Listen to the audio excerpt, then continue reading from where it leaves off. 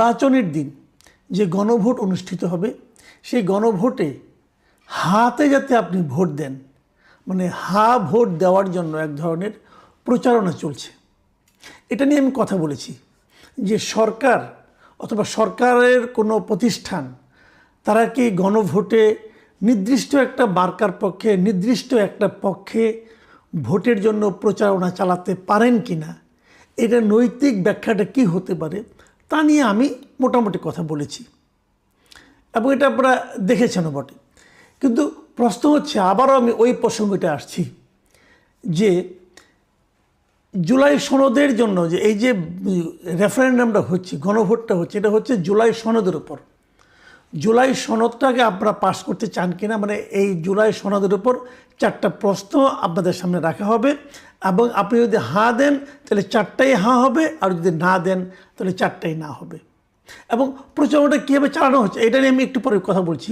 তার আগে বরং আমরা একটু দেখে নিই যে প্রচারণাটা কীভাবে চালানো হচ্ছে। বিভিন্ন পত্রপত্রিকাও দেখছি, মিডিয়াকেও দেখছি, তারাও কিন্তু এই ধরনের প্রচারণা চালাচ্ছে। যেমন আমি একটা প্রচারণা আপনাদের একটু পড়ে শুনে আপনারা দেখেন প্রচারণাটা। সেখানে কি বলা হয়েছে, কয়েকটা পয়েন্ট দেওয়া হয়েছে এবং সেই পয়েন্টগুলো বলা হয়েছে যে না দিলে এগুলো কার্যকর হবে না, হাঁ দিলে এগুলো কার্যকর হবে। যেমন বলা হয়েছে এখানে সব দল মিলেমিশে তত্ত্বাবধায়ক সরকার, নির্বাচন কমিশন ও পিএসসি গঠনে অংশ নেবে। সংবিধান ইচ্ছামতো পরিবর্তন করা যাবে না। গুরুত্বপূর্ণ পরিবর্তনের ক্ষেত্রে গণভোট বাধ্যতামূলক হবে। বিরোধী দল থেকে ডেপুটি স্পিকার ও গুরুত্বপূর্ণ কয়েক কমিটি সভাপতি নির্বাচিত হবেন। প্রধানমন্ত্রী সর্বোচ্চ 10 বছর দায়িত্বে থাকবেন। সংসদে নারীর প্রতিনিধিত্ব বাড়বে। পার্লামেন্টে উচ্চ কক্ষ গঠিত হবে। রাষ্ট্রপতি দণ্ডপ্রাপ্তকে ইচ্ছামতো ক্ষমা দিতে পারবেন না। রাষ্ট্রপতি ও প্রধানমন্ত্রীর ক্ষমতার ভারসাম্য থাকবে। তারপরে লেখা আছে, না ভোট দিলে এগুলো কার্যকর হবে না। দেশে চলমান 1972-এর সংবিধান অব্যাহত থাকবে। তবে প্রধান উপদেষ্টা সবাইকে হাঁ ভোট দিতে অনুরোধ করেছে। এই হলো বিজ্ঞাপনের ভাষা। এই বিজ্ঞাপন কিন্তু বিভিন্ন জায়গায় দেখা যাচ্ছে এখন। দুটো জিনিস, একটা হলো না দিলে এগুলো কার্যকর হবে না। আমার এখানে একটা মারাত্মক আপত্তি আছে, না দিলে এগুলো কার্যকর হবে না আপনাকে কে বললো? কারণ আপনি দেখবেন এর পাশাপাশি ধরা যাক যদি বিএনপি ক্ষমতায় আসে, বিএনপির একটা 31 দফা রাষ্ট্র সংস্কার কর্মসূচি আছে, এগুলোর মধ্যে অনেকগুলো সেখানেও আছে। যদি বিএনপি আসে ক্ষমতায়, বিএনপি তো সেগুলো যদি কার্যকর ধর না হলো, কিন্তু বিএনপি ওই কর্মসূচিগুলি কার্যকর করলো, তো করলে যে এর অনেকগুলি ওখানে কার্যকর হবে, ওখানে থাকবে। তাহলে না দিলে এগুলি কার্যকর হবে না এবং দেশে 72-এর সংবিধান থাকবে। এটাই আপনি বলেন কীভাবে? কারণ আগামী সংসদ সদস্যরা যদি সংবিধানের পরিবর্তন আনে তাহলে তো ওই সংবিধান আর থাকলো না। কাজে না দিলে এটা ভয় দেখাচ্ছেন কেন? আমার কথাটা হলো কি, ভয় দেখাচ্ছেন কেন?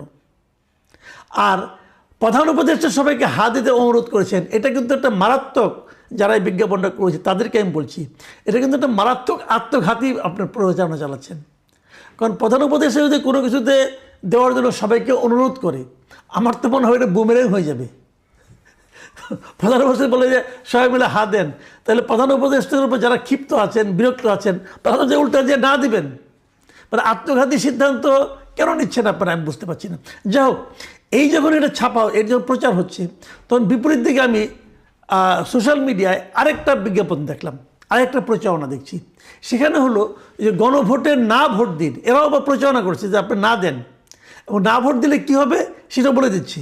যে যদি আপনি দেখেন কি বলছে, যদি আপনি সংবিধানে বিসমিল্লাহ শব্দটি রাখতে চান, সংবিধানের শুরুতে পরম করুণাময় আল্লাহর প্রতি বিশ্বাস লেখাটি চান, দেশের গণতান্ত্রিক ব্যবস্থা চান, পূর্বের মতো আইন শৃঙ্খলা পরিস্থিতি চান, অর্থনীতি ও বাণিজ্য স্থিতিশীলতা চান, মব মুক্ত ও সুবিচারের বাংলাদেশ চান, বাংলাদেশকে সার্বভৌম দেখতে চান, তাহলে আপনারা সবাই না ভোট দিন। আচ্ছা, এই যে প্রচারণাটা হচ্ছে, এই প্রচারণাটা কি গ্রহণযোগ্য? না ভোট দিলে কি আপনি কি পাবেন? ধরেন পূর্বের মতো আইন শৃঙ্খলা পরিস্থিতি চান, অর্থটা কি? পূর্ব মানে কোন পূর্বে? আওয়ামী লীগের আমলের? আওয়ামী লীগের আমলে আইন শৃঙ্খলা পরিস্থিতি খুব ভালো ছিল, তখন কি লোকজনকে নিয়ে গুম করতেন না আপনারা? গুম তো হতো। তাহলে ওই আইন শৃঙ্খলাকে আপনি চান? আমি চাই না তো ভাই। আবার বলছে কি যে অর্থনীতি ও বাণিজ্য স্থিতিশীলতা চান। আওয়ামী লীগ আমলে কি অর্থনীতি ভালো ছিল? এই এস আলমরা যে ব্যাংক লুটপাট করে নিয়ে গেছে, এটা কি ভালো অর্থনীতির পরিচয় বহন করে? দেখেন, এই দুটো বিজ্ঞাপনে কিন্তু প্রকৃত যে তথ্যটা, প্রকৃত যে চেহারাটা গণভোটের, সেগুলিকে আড়াল করছে। যারা না চাচ্ছে তারা তাদের মতো করে প্রচার করছে, যারা হ্যাঁ চাচ্ছে তারা তাদের মতো করে প্রচার করছে। জনগণ কোথায় যাবে? তাহলে জনগণের উপায়টা কি? আপনি হয়তো বলবেন যে জনগণ যেটা ভালো মনে করবে সেটাই করবে। যদি জনগণ যদি যেটা ভালো মনে করে সেটাই করে, তাহলে রাষ্ট্র, সরকার তারা কেন হার পক্ষে প্রচারণা চালাচ্ছে? তারা কেন জনগণের উপরে ছেড়ে যেতে পারে না? আচ্ছা, জনগণ কি করবে? আচ্ছা, ভালো কথা, জনগণ কেমন জ্ঞানী সে আলোচনা আমরা করতেছি। আগে দেখি আমি আপনি কতটুকু জ্ঞানী, এটা একটু দেখে নিই। দেখেন, জুলাই সনদের প্রশ্নটা কি থাকবে আমি আপনাদের জাস্ট একটু পড়ে শোনাই। 4টা প্রশ্ন আছে কিন্তু। ক প্রশ্নটা হলো, নির্বাচনকালীন সময়ে তত্ত্বাবধায়ক সরকার, নির্বাচন কমিশন এবং অন্যান্য সাংবিধানিক প্রতিষ্ঠান জুলাই সনদে বর্ণিত প্রক্রিয়ার আলোকে গঠন করা হবে। 1 নম্বর এটা। খ বলা হয়েছে, আগামী সংসদ হবে 2 কক্ষ বিশিষ্ট।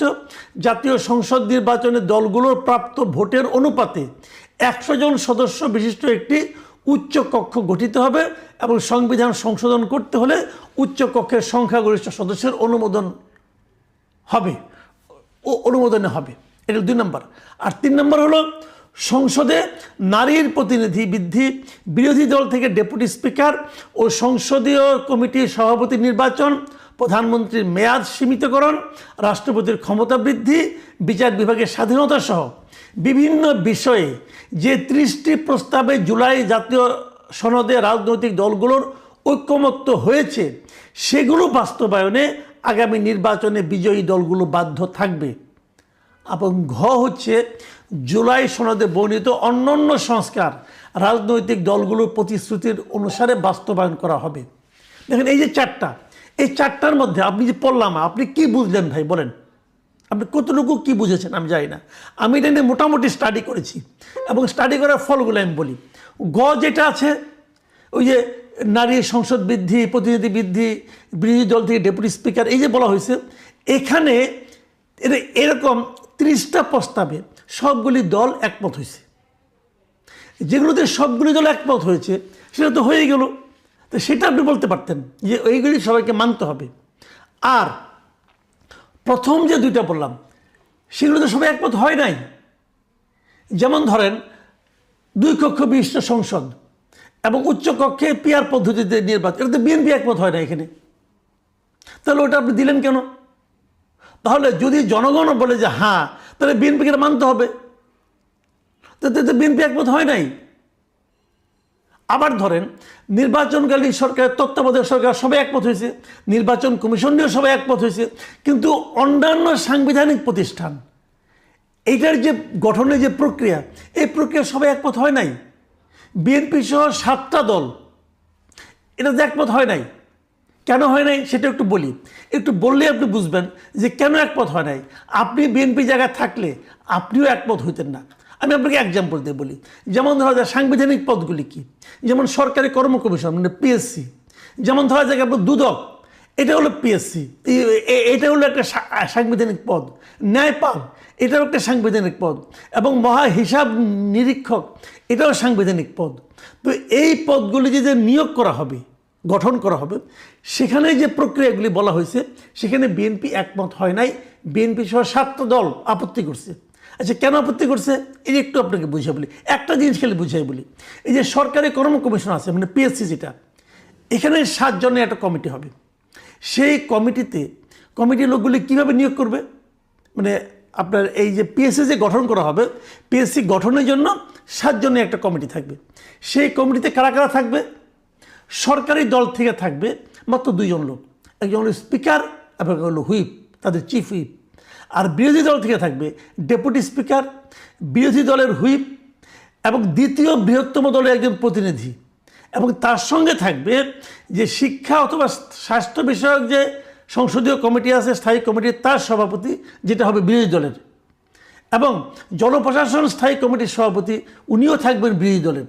তার মানে 7 জনের কমিটির 5 জন বিরোধী দলের 2 জন সরকারি দলের, এই 7 জন মিলা পিএসসি গঠন করবে। যারা সরকারে যাবে তারা এটা মানবে? আপনি সিম্পল একটা কথা বলেন, একটা দৌড় প্রতিযোগিতা হচ্ছে, সেই দৌড় প্রতিযোগিতায় যে বলা হলো যে ফার্স্ট হবে তাকে দেওয়া হবে রৌপ্য মেডেল, আর যে সেকেন্ড হবে তাকে দেওয়া হবে স্বর্ণপদক। তো ওই দলে কেউ ফার্স্ট হতে চাইবে? যাদেরকে জনগণ ভোট দিয়ে সরকার বানাতে পাঠালো তারা এই কমিটিগুলি নির্ধারণ করবে না, এই কমিটিতে কারা থাকবে না থাকবে এগুলো নির্ধারণ করবে বিরোধী দলরা। তাহলে কি সরকারি দল এটা মানবে? এটা হয় না। তাহলে আমাকে আপনি বলেন, যেগুলোতে বিএনপি সহ 7টা দল নোট অফ ডিসেন্ট দিয়েছে সেগুলোর উপর যদি আপনি গণভোট করেন, তাহলে বিএনপি সহ তাদের নোট অফ ডিসেন্টের মূল্য কী রইল? এবং সেখানেও তো আপনি আপনার মতো বলেছেন যে 2 এবং 5, বিএনপি তো 3 অথবা 4 হলে মানত। জনগণকে আপনি অপশন 2 অথবা 5 দিলেন কেন? 6 অথবা 1 দেন, 6 বনাম 1 দেন, তত আপনি দেননি। তার মানে এই আলী রিয়াজ সাহেবরা ওনারা একটা প্ল্যান করেছেন, সেই প্ল্যানটা বাস্তবায়নের জন্য এখন তারা জনগণের সঙ্গে দিয়ে দিয়েছে। ছোটোবেলায় একটা কৌতুক শুনতাম, মনে আছে কিনা আপনি জানি না, এক ছেলে ওষুধ খাচ্ছে না কিছুতেই, তার ট্যাবলেট দেয়, সে খালি ফেলে দেয়। তোর মা করলো কি, একটা বুদ্ধি করলো, একটা রসগোল্লা নিয়ে আসছে, রসগোল্লার ভেতরে ট্যাবলেটটাকে ঢুকিয়ে দিয়েছে, ঢুকিয়ে দেওয়ার পর বলছে বাবা রসগোল্লাটা খেয়ে ফেলো। তো ছেলে বলে বাবা ঠিক আছে মা তুমি রাখো, আমি পরে খাচ্ছি। কিছুক্ষণ পর মা আসে দেখে রসগোল্লাটা খেয়ে ফেলছে, সে খুব খুশি।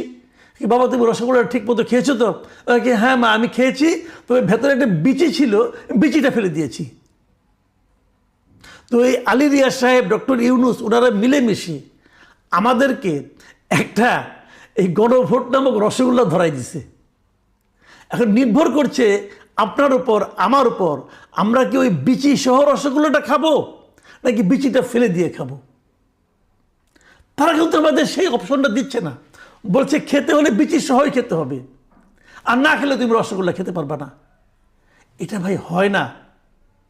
যে জিনিসটা আপনারা করছেন এটা কেউ মানবে না, এটা কেউ মানবে না। আপনারা যদি যে গয়ে যেটা আছে যদি ওটা দিতেন, যে 30টাতে একমত হয়েছে সেই 30টাই মানবেন, এবং তার সঙ্গে যদি ঘ দিয়ে দিতেন যে জুলাই সনদে বর্ণিত অন্য অন্য সংস্কার রাজনৈতিক দলগুলোর প্রতিশ্রুতি অনুসারে বাস্তবায়ন হবে, তাহলে হয়ে যেত। কিন্তু ক এবং খ দেওয়াতে কিন্তু আপনারা একটা আওলা বাঁধিয়ে ফেলেছেন, আপনারা প্যাকেজ বানিয়ে ফেলেছেন, এবং এই প্যাকেজ আমাদেরকে অনুমোদন করতে বলছেন। আমি প্যাকেজ অনুমোদন করবো কেন? প্যাকেজ মানে কি? আমি আরেকটা উদাহরণ দিয়ে আলোচনাটা শেষ করব। ধরেন আপনি যদি হা দেন সবগুলি হা, না দিলে সবগুলি না, মানে হয় আপনি 4টাই গ্রহণ করবেন, না হলে আপনি 4টাই বর্জন করবেন। এর মধ্যে কিছু কিছু আমার পছন্দ, আমি যে বলবো আমি এই পছন্দের এগুলি নিব, অপছন্দের এগুলি নিব না, তা হবে না। আপনাকে পুরো প্যাকেজ দিতে হবে। আলী রিয়াজ সাহেব অনেক গবেষণা করে একটা প্যাকেজ বানাইছে, আপনাকে এই প্যাকেজ দিতে হবে। আমি একটা ছোট্ট এক্সাম্পল দিই, তারপরে শেষ করে দিচ্ছি। ধরা যাক আপনার নাস্তার টেবিলে আপনি খুব ক্ষুধার্ত, এখন আপনি সকালে সারা রাত আপনি কাজকর্ম করেছেন, ক্ষুধার্ত হয়ে গেছেন, সকালে নাস্তা খেতে বসছেন। টেবিলের মধ্যে দেখা গেল একটা প্লেট, সেই প্লেটের মধ্যে একটা আপেল আছে, একটা ডিম আছে, একটা রুটি আছে, ঠিক আছে, আবার তার সঙ্গে একটু সবজি আছে, সবই কিন্তু সব স্বাস্থ্যকর খাবার। আবার মাঝখানে ছোট্ট একটা গ্লাসের মধ্যে একটু 1 পেগ মদ আছে, দিয়ে বলা হচ্ছে এটা হলো প্যাকেজ, আপনি যদি নাস্তা করেন আপনাকে পুরোটাই খেতে হবে। এখন আপনি বলবেন না ভাই আমি তো মদ খাবো না, মদ তো আমার জন্য হারাম, আমি মদ খাবো না, আমি বাকিগুলি খাবো। সে বলছে না ভাই এটা প্যাকেজ, আপনি প্যাকেজে খাইলে সবগুলি খাইতে হবে, নাহলে আপনি একটাও খাইতে পারবেন না। তাহলে আপনার জন্য অপশনটা কি? আপনার জন্য অপশন হলো হয় আপনি অভুক্ত থাকবেন, না খেয়ে থাকবেন, ক্ষুধায় মরবেন, অথবা আপনি হারাম মদ সহ অন্য অন্য জিনিসগুলি খাবেন। আপনি কি করবেন ভাই? আমাদের কাছে ওরকম একটা প্যাকেজ ধরিয়ে দেওয়া হয়েছে, আমরা কি করব ভাবুন আপনি। এখন দোষটা কার? আমি যদি খাই তাহলে আমি দোষী, যদি না খাই তাহলে আমি দোষী। আমি যদি বলি এই প্যাকেজ যে তৈরি করেছে সে হলো সবচেয়ে বড় দোষী, সেই দোষীকে চিহ্নিত করেন এবং সেই দোষী